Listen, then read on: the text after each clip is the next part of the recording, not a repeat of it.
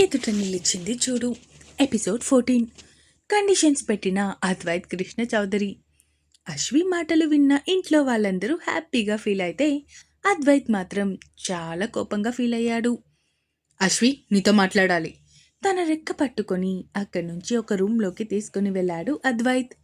రూమ్లో, అసలేమనుకుంటున్నావు నువ్వు? నాతో కలిసి జీవితాంతం బతకాలి అని ఉందా? ఏం పిచ్చి పిచ్చిగా ఉందా? మనది అగ్రిమెంట్ మ్యారేజ్, కనీసం అదైనా గుర్తుందా అంటూ కోపంగా ఆమె మీద అరుస్తూ ఉన్నాడు అద్వైత్. అది అది నాకు నిజంగానే మీతో కలిసి బతకాలి అని ఉంది. ఎందుకో తెలీదు, కానీ మీతో ఉంటే చాలా సేఫ్గా ఉన్నట్టు అనిపిస్తుంది. అందుకే అలా చెప్పాను. తల దించుకొని గట్టిగా కళ్ళు మూసుకొని చేతులు రెండు పిడికిట్లో బిగించి గట్టిగా చెప్పింది అశ్వి. అశ్వి నుంచి అలాంటి సమాధానం అస్సలు ఎక్స్పెక్ట్ చేయలేదు అద్వైత్. ఏంటిది, ఇంకో కొత్త నాటకమా? అదేమో ప్రేమ పేరుతో నన్ను మోసం చేయాలి అని చూసింది.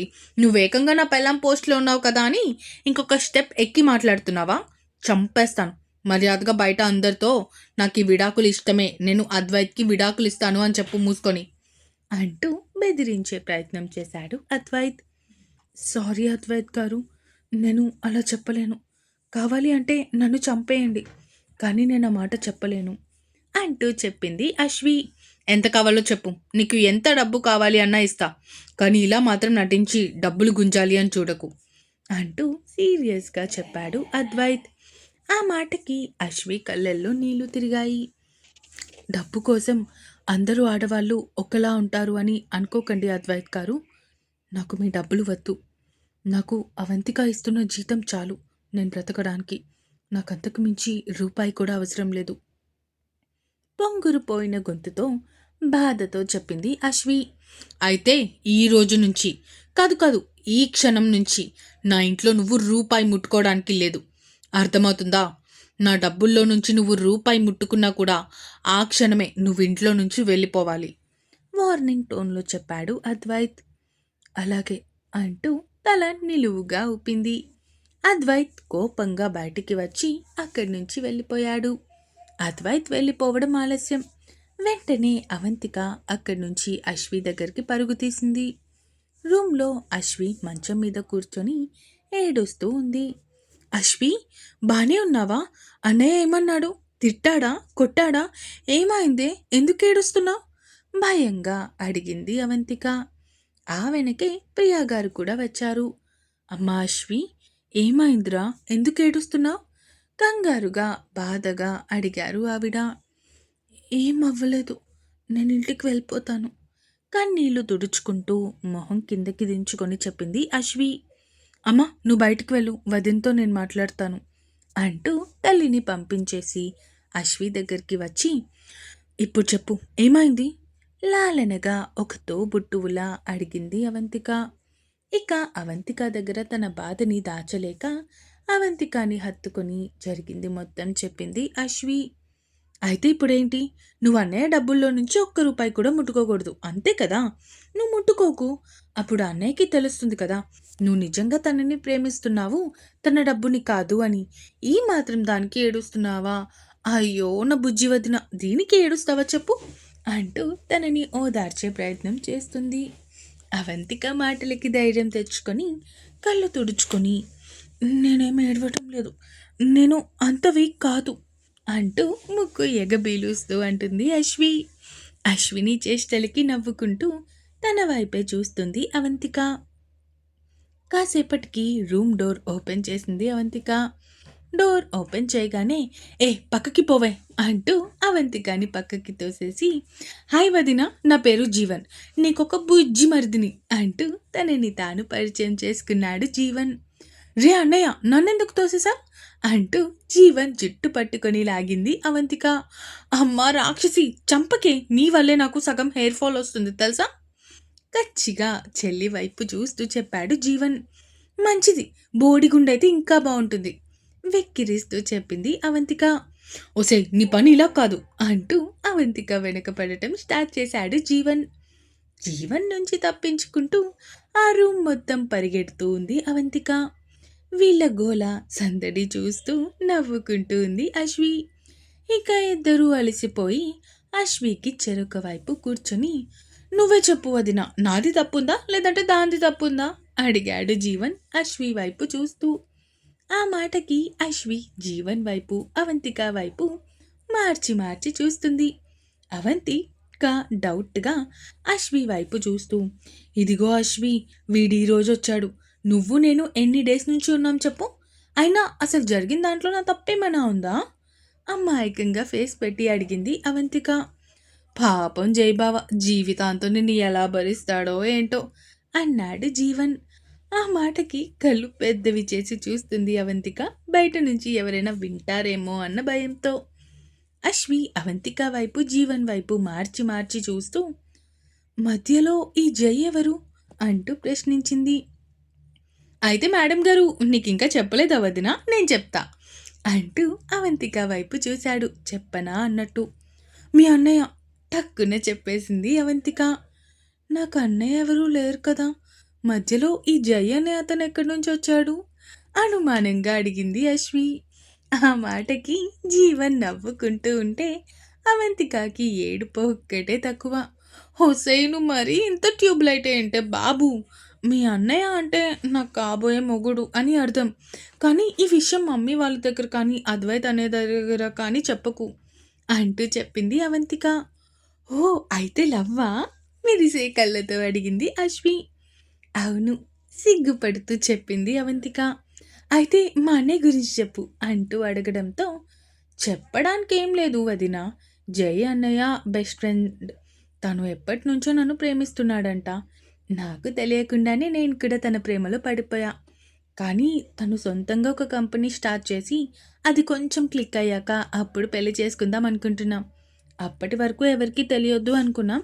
కానీ ఒకసారి అనుకోకుండా ఈ ఎదవకి దొరికేసా" అంటూ జీవన్ వైపు చూస్తూ చెప్పింది అవంతిక. "వావ్! ఎంత క్యూట్‌గా ఉందో మీ లవ్ స్టోరీ" అంటూ నవ్వుతూ చెప్పింది అశ్వి. "ఏంటి, లవ్ స్టోరీ క్యూట్‌గా ఉందా? పాపం జయబావ, నీకసలు బావ గురించి కొంచెమైనా కన్సర్న్ లేదా వదినా?" అవంతికని వెక్కిరిస్తూ చెప్పాడు జీవన్. "అయినా అవంతికకి ఏం తక్కువ?" అంటూ మాట్లాడింది అశ్వి. "అవును, అన్నీ ఎక్కువే. పొగరు, బలుపు" అంటూ ఉండగానే జీవన్ చెవి మెలివేస్తూ, "ఇంకా ఎక్కువ వాగితే రేపొద్దున నీకు పెళ్లి సంబంధాలు చూసినప్పుడు అవి పెంటయ్యేలా చేస్తా" బెదిరింపుగా అంది అవంతిక. "అంటే ఏంటి, ఇప్పుడు నేను భయపడిపోవాలా? అంత సీన్ లేదులే నీకు. అయినా ముందు నువ్వు జై బావ పెళ్లి చేసుకోండి, అప్పుడు మన సంగతి చూద్దాం" అంటూ అక్కడి నుంచి వెళ్ళిపోయాడు జీవన్.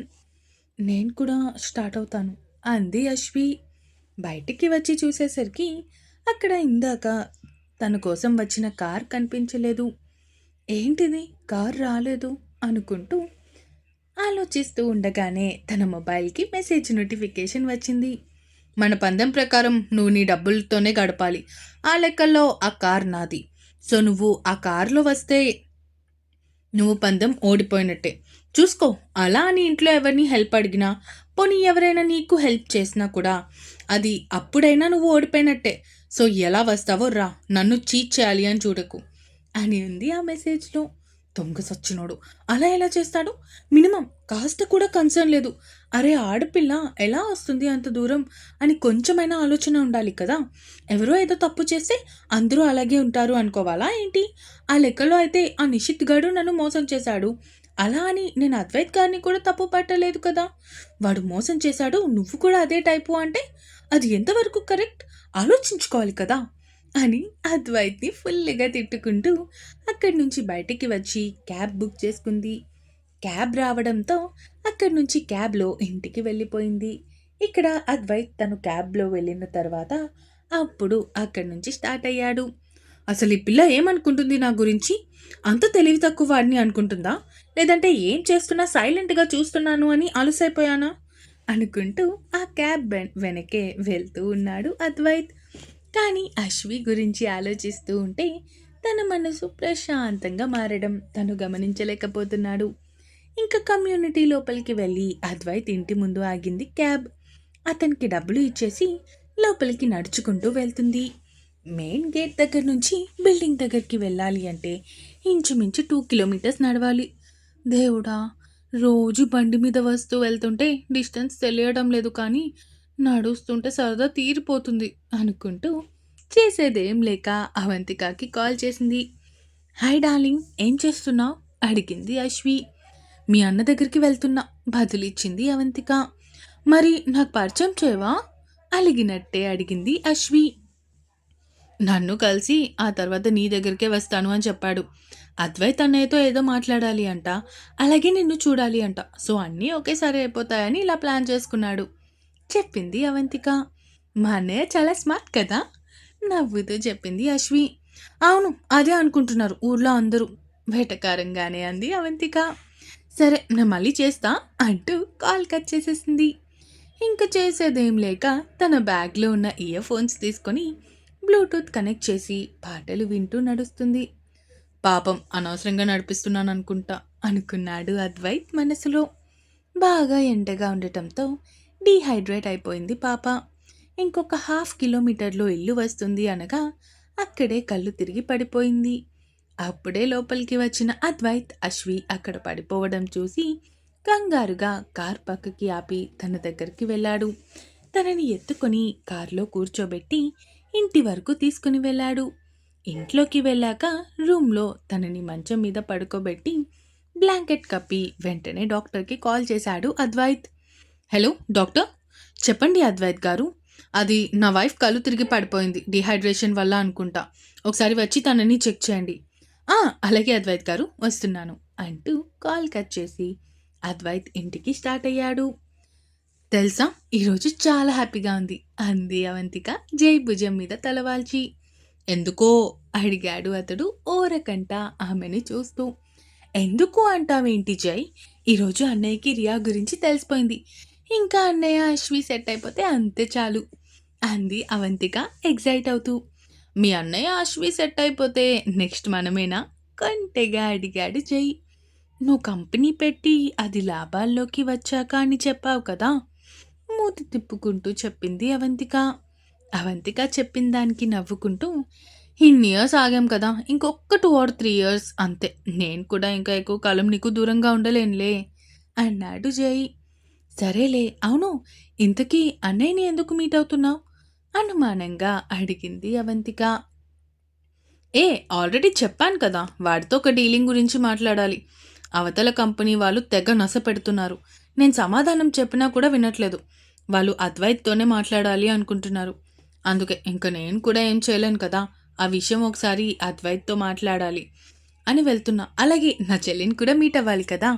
ఇప్పటి వరకు నేను తనని చూడనే లేదు, నీ మాటల్లో వినడమే తప్ప డైరెక్ట్గా కలవలేదు. అందుకే ఒకసారి తనని కూడా మీట్ అవ్వాలి చెప్పాడు జై అవంతిక ముంగురులని చెవి వెనక్కి సర్దుతూ. నువ్వు కూడా వస్తావా, ఇద్దరం కలిసి వెళ్దాం కన్ను కొడుతూ అడిగాడు జై.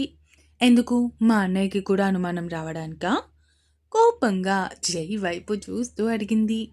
ఇప్పుడు కాకపోయినా ఎప్పుడైనా తెలియాలి కదే అన్నాడు జై అద్వైత్ గురించి ఆలోచిస్తూ. అవుననుకో, కానీ ఇప్పుడు దానికి టైం కాదురా, అన్నయ్య అసలే చాలా కోపంగా ఉన్నాడు అంటూ చెప్పుకొచ్చింది అవంతిక. ఇంకా ఉంది. ఈ ఎపిసోడ్ ఎలా అనిపించిందో కామెంట్స్ రూపంలో తెలియజేస్తారు అని కోరుకుంటున్నాను. అలాగే సబ్స్క్రైబ్ చేసుకోవడం మాత్రం మర్చిపోకండి. ఇక ఉంటాను, బాయ్ బాయ్.